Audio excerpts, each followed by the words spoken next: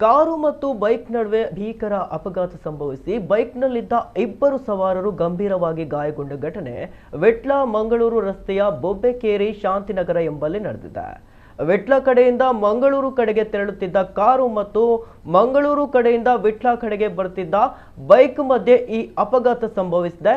ಬೈಕ್ನಲ್ಲಿದ್ದ ವೀರಕಂಬ ಮೂಲದವರು ಎನ್ನಲಾದ ಸವಾರ ಮತ್ತು ಸಹ ಸವಾರ ಗಂಭೀರವಾಗಿ ಗಾಯಗೊಂಡಿದ್ದು ಮಂಗಳೂರು ಆಸ್ಪತ್ರೆಗೆ ಕೊಂಡೊಯ್ಯಲಾಗಿದೆ.